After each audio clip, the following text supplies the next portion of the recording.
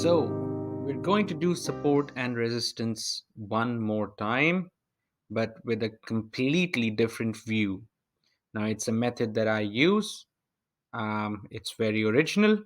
You will not find it in any book, professor, influencer, YouTube, nobody. This is purely my method, and I thought I'd share with you. Um, is it logical? I don't know. Does it work? All the time, guaranteed to work. And the returns on this method, if you have established a trend, are absolutely insane. So, okay, so I have cut down Bitcoin chart here, right? Let me just maximize it.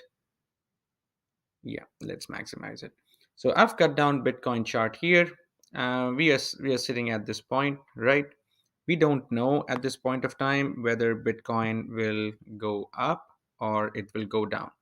Now, to confirm the trend, you need to make sure that the candle is going above the previous swing high, which is this location, or it's going below the previous swing low, which is this position, right? So if the candle crosses this, we know we are on an upward trajectory, and if it crosses below this, we know we are going south. So now that we have established this, we are going to watch and see how it's playing out. So it looks like it's going up. Nope, it's going down. And at this point of time, because it has crossed this swing low, we have established that, hey, Bitcoin is going to go down, if it makes sense. So at this point of time, once we have established a trend, what we're going to do is, since we know this is a downward trend, I'm going to connect the red candles. And where's my magnet? Okay. I'm going to connect the red candles here. So this is the first red candle, and this is the second red candle. Again, repeating here. I think this is important. So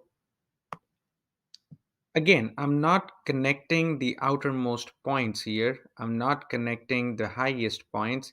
I'm connecting the highest red candle here to the second highest red candle here, if it makes sense, because we are on a downward trend. So you want to connect the reds. Once we have established this trend line, what we are going to do is very simple. I'm going to remove the magnet here, and I'm going to draw some parallel lines. So if you see, the move started from here, went all the way here, right? So the last red candle of the move was this. I'm going to use this as reference, and I'm going to draw a line which is parallel to the red line without bothering to see what exactly is going to happen, if it makes sense. And I'm saying that, hey, Bitcoin is going to travel between these two bands. I'm going to color this as green so that we know this is going to act as a support and this is going to act like your resistance. Now, if you see the move closely, Bitcoin had also established a red candle in between, right? We're also going to take this point. This point is not exactly important, but it acts like a sanity check. Like it allows you to see which band Bitcoin is moving in. One of the most important things you have to do here is to ensure that the lines you are drawing are parallel. Like this line is definitely not parallel, right? It definitely doesn't look parallel to me. So now this is okay, and this is also not parallel still. I'm gonna make this also parallel to this. Yeah, I think lines look pretty parallel now. This is very important. Just make sure that when you're drawing it, you're drawing them exact, like they must be parallel. Let me take it back to auto, and let's focus on the chart again. Okay, so here we are, and now there is just one rule that needs to be followed, having established those parallel lines. The rule is anytime Bitcoin touches this red line, you will short it. Anytime Bitcoin touches this green line, you will long it. There is a caveat. The point is, you can only establish two touches for shorting. If it touches three times, the third touch you will not short. So in this example, Bitcoin has established a touch here. This is the first touch. If it comes back and hits it again, you short it. If it comes back and hits it again, you let it go. You don't play that move. I hope this much is clear at least right now. So with that, we can start the trade and we can see the sequence. It goes down. Boom, boom, boom, boom, boom.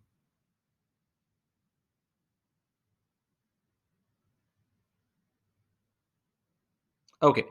At this point, the minute it touched this red line, you should have opened your short. Play it. This is the third touch that it has made. So basically, you have taken this short and that's your trade. This is the third touch. I don't want you to short now. At this point, I'm fully expecting Bitcoin to break out. Now, here is one more thing that I want you guys to focus on. These bands are not permanent. Bitcoin can move in and out of bands, but it always respects the channel at least twice. Once it has broken out, you can clearly see, you're going to find the tallest candle, which in this case is this, and you're going to draw another imaginary line parallel to this, if it makes sense. But let's watch it some more time to confirm that, hey, this is the tallest one and that it's not going to create another taller one. We watch it. I think we have seen it enough, right? This is good enough a point at this point. So what we do is we are going to take this point again and we are going to draw a parallel line.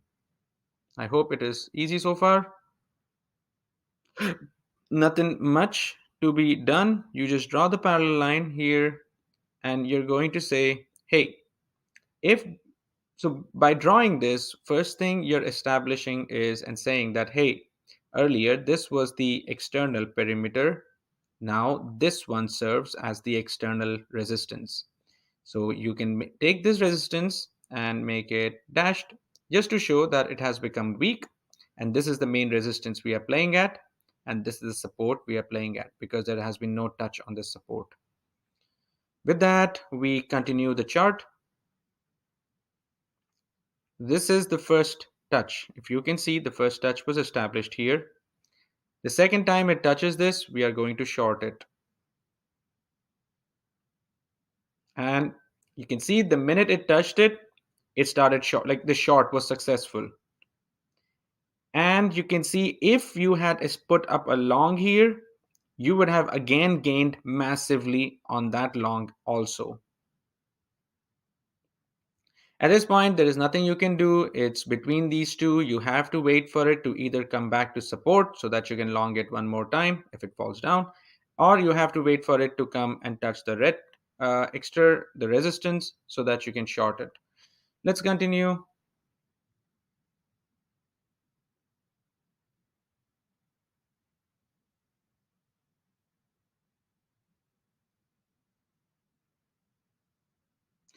Now, at this point, it has established a third touch.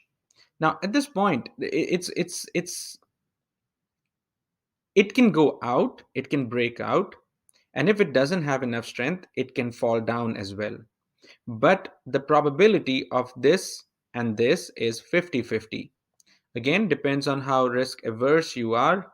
I definitely will not recommend this trade at this point, even if it goes down or breaks out, because this is the third touch, 1, 2, and 3, and you're only supposed to short the first two touches. The first touch you will most likely miss, but the second touch you will always get it. Like you got the second touch here, and you are going to get you got the second touch here. So I would say don't be greedy at this point, let it go. Okay, so this time it again fell down, but yeah, I wouldn't have taken the trade. At this point, whenever it comes and establishes a touch, you're pretty confident that it's going to break out. So we'll allow it to break out. And now that it has broken out, the same logic applies. Whatever applied here applies here. You want to search for the highest location so that you can draw another imaginary line. So let's wait. So looks like this is the highest location, but you want to wait like some more candles to confirm. Nope, this is not. Looks like this is the highest location, but we'll wait for some more candles to confirm. At this point of time, Bitcoin is giving an indication that, hey, this is the highest point, right? So you can open up a line here. Could I be wrong? Yes, 100%. It may very well happen that this is not the highest point and that this imaginary line that we are drawing may not be right. But since you are only going to short on the second trial, you will not lose money, if it makes sense. So let's see how it goes. And you can see this was a wrong assumption here. So we have to wait for the highest point. And I think we have just now received the highest point, and all I'm gonna do is shift the trend line to this. Now we have the main trend line. I mean, we have the external boundary established. I'm gonna make this also as dotted line, and this is the main band within which Bitcoin is playing. We're going to wait for it to come back to this trend line. Until then, we will not short it. Okay, so the first touch was established, and right here we short. Did we miss out on this entire thing? Yes. But you know what? I better play safe. I mean, I want to take a trade that gives me 100% guarantee on winning rather than taking every trade and, making a mistake. So this is the point it established a touch. This is the point we short. And you got lucky again. It was a massive short. You got through. Now, at this point, it has touched already multiple times. So if it's going to come and touch this again, you don't want to take a trade. You want to let it slide. So we'll continue that. I mean, yeah, that short worked out. Until it's coming back to the resistance line, there is no reason for you to let go of the short. Okay, it has established a touch here. I think somewhere here you should have exited your short. Pretty damn good short. You missed out on this short position, but you gained this short completely. Let's look at it and see what Bitcoin does. Okay, so it has established another high here. It is very much, so let me just make it dotted because we know now Bitcoin has moved into another channel and we can create Control C, Control V, Control Z. This is madness. Control C, Control V. And I can create this and say, hey, this is the new channel that Bitcoin has, and I'm going to work with this. But I could be wrong. So let's continue. No, this is not the channel. I'm going to open it here and wait for Bitcoin to come back and establish a touch on this trend line. Okay, at this point, ideally, you will open the trade. Until and unless, which I'll cover later, but you're going to open the trade exactly at this point until and unless this is not the highest point. But let's say we open the trade. Although I don't recommend opening the trade on the first trial, I always say that, hey, let go of the first one and wait for the second candle to come so that you are making sure that you are taking a sure short trade. Let's imagine we take the trade here. What could happen on the first candle? It's not bad. You're still getting the points, but I would have preferred still working out. I mean, you're taking the trade.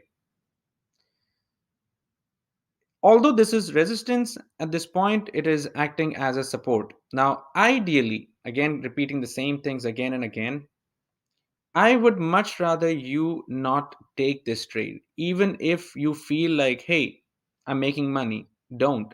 Wait for it to come back and establish and make a second touch. This is the first touch. So I would have let go and I would have opened my trade at this point on the second touch because I know on second touch it will guarantee me a short position. And your short worked out. Even if you had played it safe, your short absolutely worked out, if it makes sense. And it will continue. Now that you know there are multiple touches established, the second touch has already been done.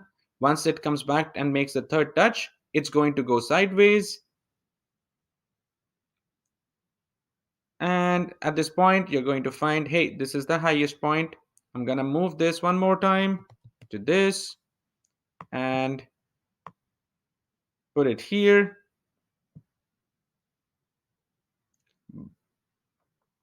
Let's play it.